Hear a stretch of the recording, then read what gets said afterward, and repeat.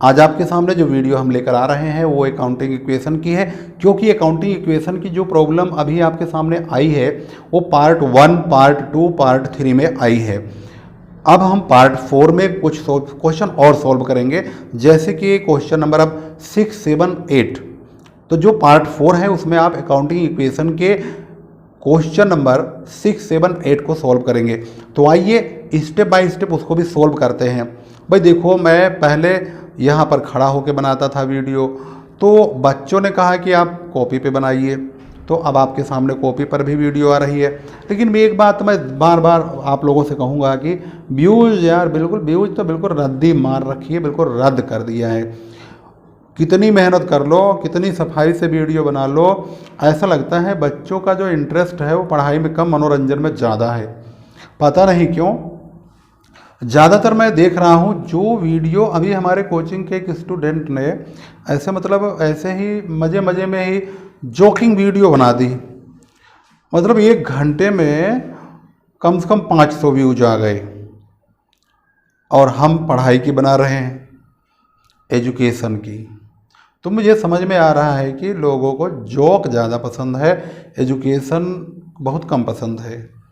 फिर भी हम कोशिश कर रहे हैं कि समाज में सुधार लाया जाए, बच्चे अच्छी तरह पढ़ लें, अपना फ्यूचर बना लें। भाई मनोरंजन तो होता ही रहेगा, मनोरंजन कौन सा भागा जा रहा है, लेकिन पढ़ाई लिखाई की भी तो उम्र है। अगर मान लीजिए अगर आपने इस समय अगर पढ़ाई लिखाई नहीं की तो फिर करेंगे कम। ये जो उम्र है, अगर एक बार ये आई है, अगर ये गुजर जाएगी तो क्या आप दोबारा इतने छोटे होंगे? क्या आपके पेरेंट्स आप पर इतना प्यार मतलब जताएंगे कि बेटा पढ़ लो, ये लो कॉपी किताब के पैसे, आपकी कोई टेंशन नहीं है, कोई भी दिक्कत हो इतने पैसे लो, जाओ अपना किताब ले आओ, कॉपी ले आओ, पेन ले आओ। आपको ये मौका एक ही बार मिला है, दोबारा नहीं मिलेगा। भाई हम तो कोशिश कर रहे हैं आप लोगों को अच्छी से अच्छी वीडियो प्रोवाइड करें। अब व्यूज ना आए वो अलग बात है, बाकी रही बात कर्म करने की, वो हम कर रहे हैं।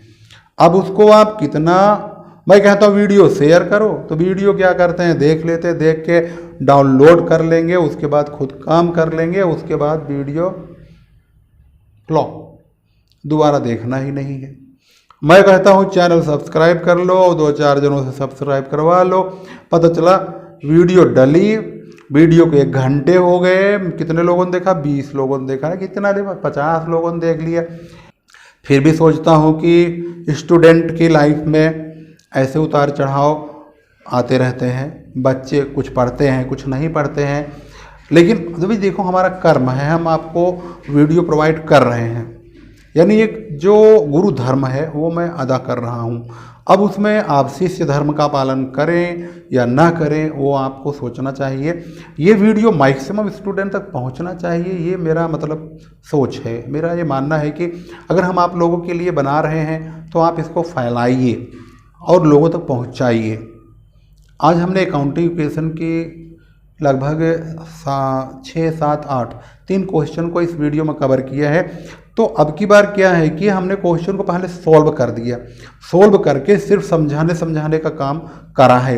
इससे क्या हुआ, वीडियो थोड़ी लंबी जो बढ़ जाती है, बच्चे कुछ बोर हो जाता है। कुछ लोग तो बोरियत की वजह से वीडियो देखते ही नहीं है, उनके दिमाग में ये घुस जाता है, अरे यार इतना लंबा, पहले वीडियो का साइज ही देखेंगे, क्लिक कर लेंगे, देख लेंगे, ओहो अरे ये तो आधा घंटा की है, चलो अपने टॉपिक देख लेते हैं। हमारा 7वां सवाल है ना, चलो 7वां सवाल आ गया, चलो 7वां सवाल देख लेंगे। आगे शेयर कौन कर रहा है, अपना काम बनता, बाहर में जाए जनता। अब तो ये फार्मूला चल गया है। तो भाई मैं तो ये कह रहा हूँ कि आप शेयर कर दो तो मुझे ज़्यादा खुशी होगी। मैं तो बार बार अपने दिल में यही ख्वाहिश रखता हूँ कि ये ज़्यादा बच्चों तक चली जाए वीडियो। अब देखो प्रमोशन करने का चक्कर भी चलता है इसमें, कुछ क्या है क्या नहीं मेरे तो समझ में आता नहीं है। इतना मुझे समझने का टाइम भी नहीं मिल पाता है कि मैं प्रमोशन वाला सिस्टम समझूं। लेकिन बार बार और भी स्टूडेंट कहते सर आप वीडियो का प्रमोशन करो, प्रमोशन में बताते हैं पैसा वैसा भी खर्च होता है, पर मेरे समझ में आया नहीं है। उसके बारे में बाद में सोचेंगे कि कैसे प्रमोशन वगैरह होता है। फिर भी ऐसी नौबत ना आए, आप लोग इस पर लाइक कमेंट और इसको शेयर इतना कर दो कि प्रमोशन की नौबत ही ना आए। बिल्कुल ऐसा वायरल कर दो वीडियो को, 11वीं क्लास में देखो बच्चों की नींव होती है कॉमर्स की, तो मैं चाहता हूँ कि नींव मजबूत हो, इसीलिए हम वीडियो 11वीं क्लास मतलब 11th क्लास की वीडियो बनाना शुरू कर दिए ताकि बच्चे थोड़ा और अच्छा मेहनत करें। तो आइए देखते हैं क्वेश्चन नंबर 6, 7, 8। इस वक्त आपके सामने मौजूद है क्वेश्चन नंबर 6। अकाउंटिंग इक्वेशन की ये प्रॉब्लम आपकी स्क्रीन पर यहाँ मौजूद है, जिसमें अब आप देखेंगे question number 6। Prepare an accounting equation on the basis of the following transactions. जैसे कि आपको बताया है मैंने, सबसे पहले आपको इनके आइटम्स को लिखना होगा, यानी एसेट्स में क्या क्या आएगा और लायबिलिटीज और कैपिटल के कौन कौन से पार्ट होते हैं। सबसे पहले started business with cash, cash लगा करके बिजनेस स्टार्ट हुआ है। तो जब हम इसका नॉमिनेशन करेंगे, इनका नामकरण करेंगे, तो इस प्रकार का फॉर्मेट आपकी स्क्रीन पर बनकर सामने आएगा। अकाउंटिंग इक्वेशन सबसे पहले लिखेंगे, ट्रांजैक्शंस यहाँ लिखेंगे, एसेट्स लिखेंगे equal to liabilities plus capital लिखेंगे। इसके बाद आपको सबसे पहले जब बिजनेस स्टार्ट हुआ है नगद, तो इसका मतलब ये है कि ये पैसा कैपिटल के रूप में लगाया गया है, तो यहाँ पर हम कैश लिखेंगे और इधर हम कैपिटल लिख देंगे। इसके बाद हम दूसरी ट्रांजैक्शन पढ़ेंगे। यहाँ है परचेज गुड्स फॉर कैश, यहाँ पर गुड्स परचेज हुआ यानी स्टॉक आया है, तो फिर हम यहाँ पर स्टॉक लिख देंगे फॉरन। तीसरी ट्रांजैक्शन को हम पढ़ेंगे और देखेंगे परचेज गुड्स ऑन क्रेडिट, हमने यहाँ पर उधार माल खरीदा यानी कि परचेज किया है वो भी उधार। अगर उधार परचेज किया है तो लायबिलिटीज की तरफ क्रेडिटर्स को लिख देंगे। अब हमने कैश लिख दिया, स्टॉक लिख दिया, क्रेडिटर्स लिख दिया, कैपिटल लिख दिया। इसके बाद ट्रांजैक्शन को आगे बढ़ाएंगे और देखेंगे कि अगले ट्रांजैक्शन क्या है। Payment made to creditors in full settlement, ये तो क्रेडिटर से रिलेटेड है, कैश से रिलेटेड है। Purchase of machinery for cash, यहाँ पर मशीनरी एक न्यू एसेट्स के रूप में आई है, तो हम यहाँ पर एसेट्स के तरफ मशीनरी और बढ़ा देंगे। तो अब हमारे पास 3 प्रकार के एसेट्स हो गए और लायबिलिटीज क्रेडिटर है और कैपिटल है ही है। अब यहाँ पर हम ट्रांजैक्शन के मुताबिक हम फटाफट ट्रांजैक्शन को पढ़ेंगे और उस ट्रांजैक्शन के अकॉर्डिंग उसकी वैल्यू को रख देंगे। सबसे पहले नंबर पे आप देखेंगे ध्यान से, क्वेश्चन नंबर 6 में है स्टार्टेड बिजनेस विद कैश 70,000। यहाँ पर है स्टार्टेड बिजनेस, कैश हमने बिजनेस स्टार्ट किया है तो 70,000 कैश में प्लस हो जाएंगे और इधर कैपिटल में प्लस हो जाएगा। दूसरी ट्रांजैक्शन अगर आप ध्यान से देखेंगे तो दूसरी ट्रांजैक्शन क्वेश्चन के मुताबिक है purchase goods for credit purchase of goods 18,000।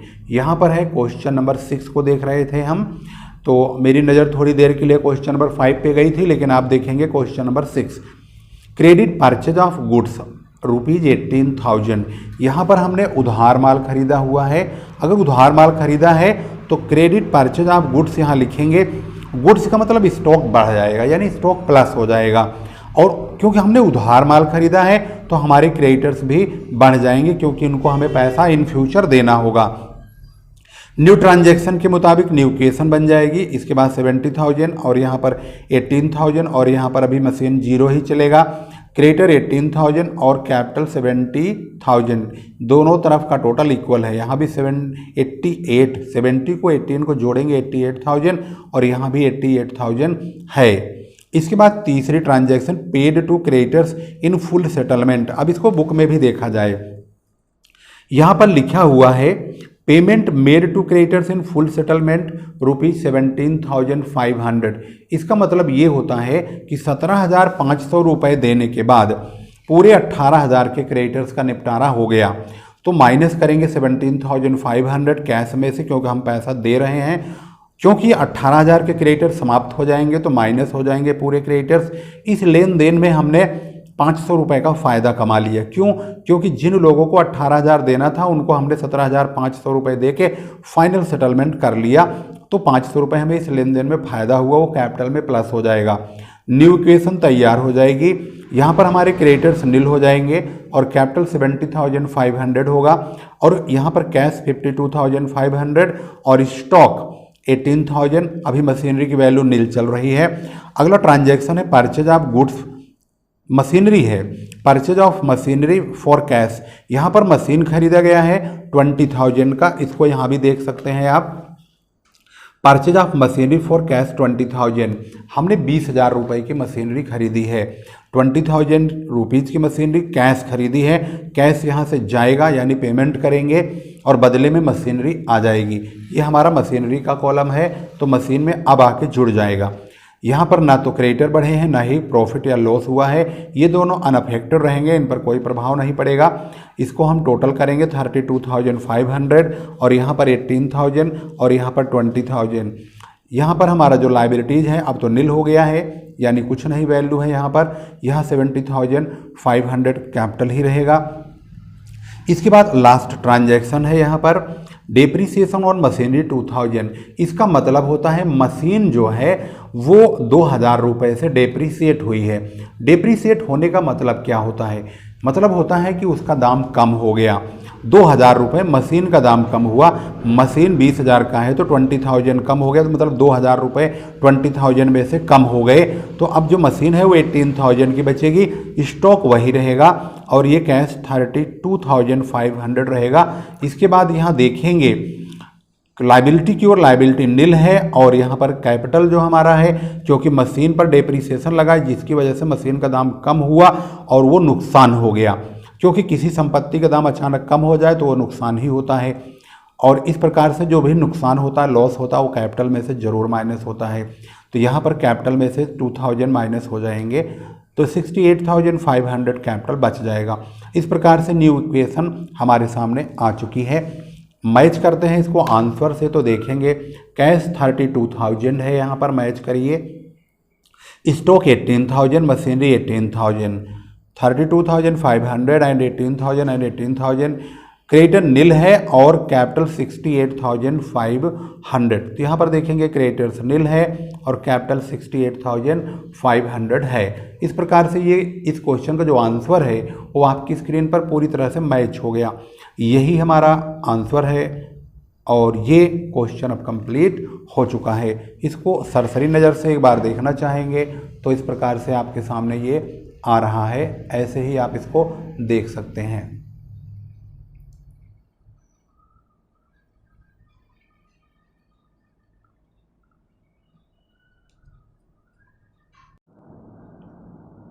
अब आपके सामने आ रहा है question number 7, show the effect of the following transaction on the accounting equation. यहाँ पर पहला ट्रांजैक्शन है स्टार्टेड बिजनेस विद कैश। अब हम अकाउंटिंग इक्वेशन बनाने से पहले आपको बता देंगे किस तरह इसको तैयार करेंगे। अकाउंटिंग इक्वेशन यहाँ पर लिखेंगे, ट्रांजैक्शंस का column, assets equal to liabilities plus capital लिखेंगे। एसेट्स में कौन कौन सी एसेट्स हैं इसको समझने के लिए, इसमें कि एसेट्स के कितने भाग हैं, इसके लिए हम पहले क्वेश्चन को पूरा पढ़ेंगे। याद रखना, जब भी अकाउंटिंग इक्वेशन की प्रॉब्लम आप सोल्व करेंगे तो पहले क्वेश्चन को पढ़ के एसेट्स के और लायबिलिटी और कैपिटल के पार्ट्स को आप सबसे पहले लिखेंगे। यहाँ पर बिजनेस स्टार्ट हुआ है कैश में, तो 50,000 यानी ये कैश है, और उधर कैपिटल यानी बिजनेस जब भी स्टार्ट होता है कैश लगा करके, तो हम कैश यहाँ पर लिखेंगे एसेट्स में और लायबिलिटीज की ओर कैपिटल तुरंत लिख देंगे।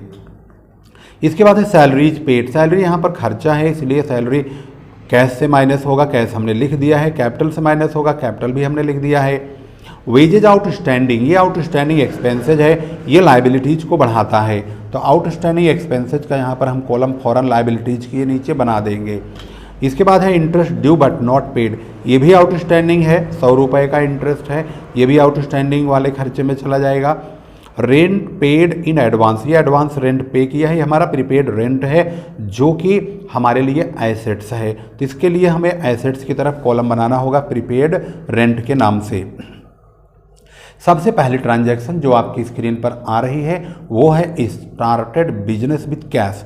50,000 रुपीज़ का अब यहाँ पर बिजनेस स्टार्ट हुआ है, उसको हम यहाँ पर लिखेंगे कैश में और इधर कैपिटल में लिख देंगे। उसके बाद दूसरा ट्रांजैक्शन है सैलरीज पेड, जो कि आपने पढ़ा था। सैलरीज पेड जो हुआ मतलब 2,000 रुपये का हुआ, उससे हमारा कैश पेमेंट हुआ 2,000 रुपये का, और उसकी वजह से हमें 2,000 का नुकसान हुआ जो कि कैपिटल में से माइनस हो जाएगा। इसके बाद न्यू इक्वेशन जब तैयार होगा तो 50,000 में से 2,000 घटाने 48 आएगा। प्रीपेड रेंट का भी नंबर नहीं आया है और इधर कैपिटल की तरफ 48,000 2,000 रुपये घटाने के बाद हो जाएगा। इस प्रकार से न्यू इक्वेशन बिल्कुल इक्वल चल रहा है। अगला ट्रांजैक्शन है वेजेज आउटस्टैंडिंग है, जो कि 200 रुपीज़ का है। तो हमने यहाँ पर आउटस्टैंडिंग एक्सपेंसेज का कॉलम बनाया है। 200 रुपये हमारे वेजेज के यहाँ पर प्लस होंगे, लेकिन क्योंकि वेजेज आउटस्टैंडिंग है हमारा नुकसान भी है तो कैपिटल में से माइनस भी हो जाएगा। यहाँ पर कोई असर नहीं पड़ेगा, एसेट्स तो ज्यों का त्यों रहेगा, लेकिन लाइबिलिटीज़ की ओर 200 रुपये लाइबिलिटीज़ में आउटस्टैंडिंग वाले नीचे आ जाएगा आउटस्टैंडिंग के, लेकिन उसी वजह से नुकसान भी हो गया 200 रुपये का। तो कैपिटल का जो अमाउंट है 47,800 हो जाएगा। अगला ट्रांजैक्शन है interest due but not paid. इसका मतलब होता है इंटरेस्ट बकाया है। अगर इंटरेस्ट बकाया है तो यह भी एक प्रकार का आउटस्टैंडिंग है। इसको कैश से और प्रीपेड रेंट से कोई लेना देना नहीं है। यहाँ पर ये लाइबिलिटी में प्लस हो जाएगा और बिल्कुल वेजेज की तरह, जैसे वेजेज एक खर्चा था आउटस्टैंडिंग था, वैसे यहाँ पर इंटरेस्ट भी एक खर्चा है और यह भी आउटस्टैंडिंग है। तो ये भी कैपिटल में से तुरंत माइनस हो जाएगा। यहाँ माइनस होने पर नया कैपिटल पैदा हो गया यहाँ पर 47,700 और जो हमारे पास लाइबिलिटी टोटल होती है वो 300 और इधर एसेट्स हमारा ज्यों का त्यों रहेगा। Last transaction rent paid in advance, यानी एडवांस में रेंट हमने 150 रुपये का पे किया है। अगर रेंट पे करेंगे तो हमारी जेब से 150 रुपये जाएगा, लेकिन उसी जगह पर 150 रुपये का हमारे पास रेंट जो है प्रीपेड रेंट के नीचे बिल्कुल ये हमारी एसेट्स है इसमें जुड़ जाएगा। क्योंकि ये फ़ायदा नुकसान कुछ नहीं है, ये एसेट्स है और एसेट्स ही ख़त्म हुआ और एसेट्स ही बढ़ गया। इस प्रकार से ये कैश में से माइनस होकर प्रीपेड रेंट में प्लस हो गया क्रेडिटर की तरफ, यानी कि लाइबिलिटी और कैपिटल में कुछ नहीं होगा। अब जो हमारे पास न्यू कैश आया 47,850 का और जो हमारे पास प्रीपेड रेंट है 150 रुपये का, ये दोनों मिला के 48,000 हो गए और इधर भी इन दोनों को मिला के 48,000 हो जाएगा। 300 इधर और 47,700 इधर हो गया कैपिटल का अमाउंट, दोनों मिला के 48,000। न्यू इक्वेशन रेडी है। आइए इसका आंसर मैच कर लेते हैं फटाफट। इसका आंसर है वो अब स्क्रीन पर आपके आ चुका है। कैश, प्रीपेड रेंट, यहाँ पर आउटस्टैंडिंग एक्सपेंसेस, कैपिटल यहाँ पर। इस प्रकार से क्वेश्चन नंबर 7 को एक बार अगर आप स्टार्टिंग से देखेंगे तो आपकी स्क्रीन पर कुछ इस प्रकार से ये नजर आएगा।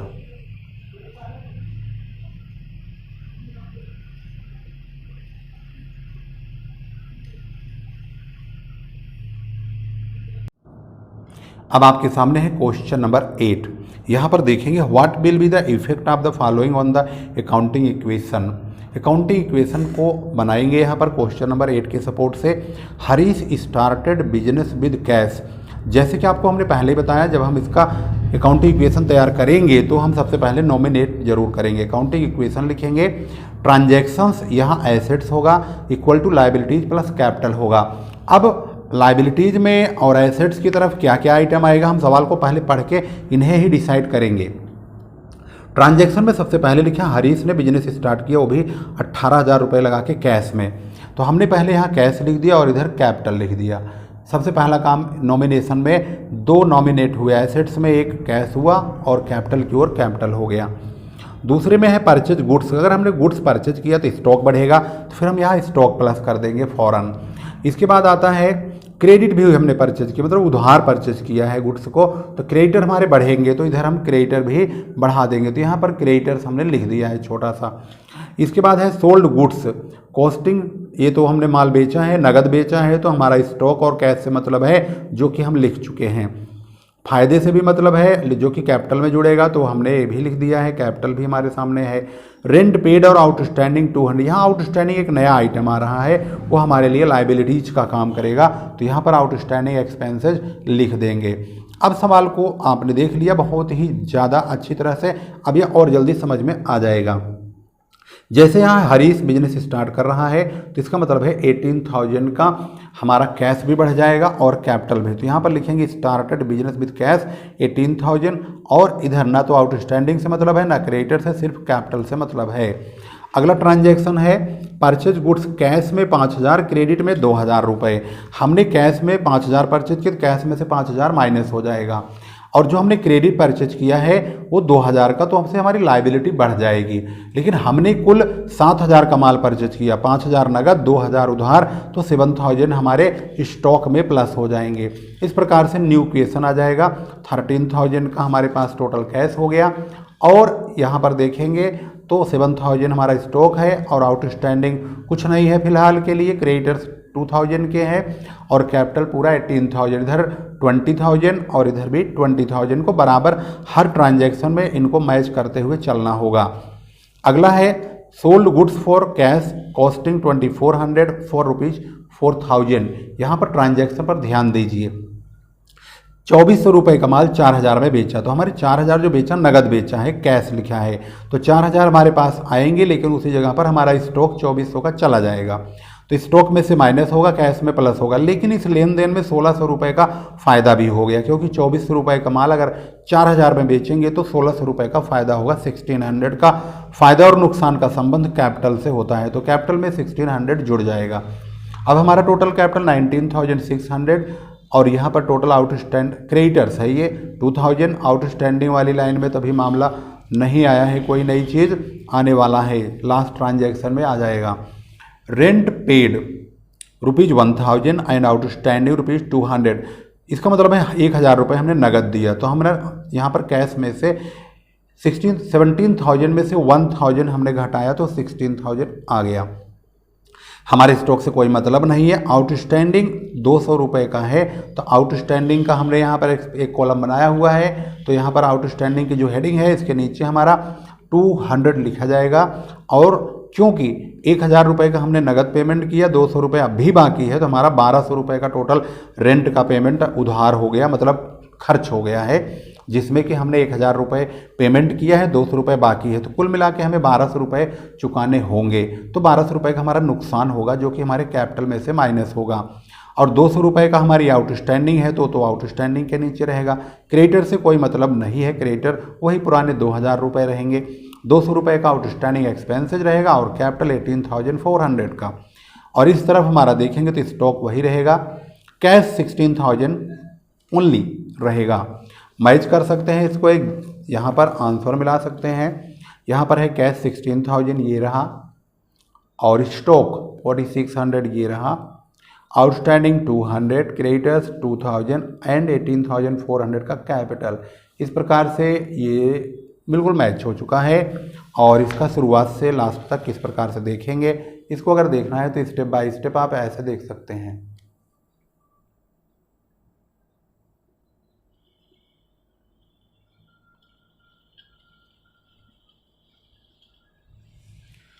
इस प्रकार से क्वेश्चन नंबर 8 कंप्लीट हो गया।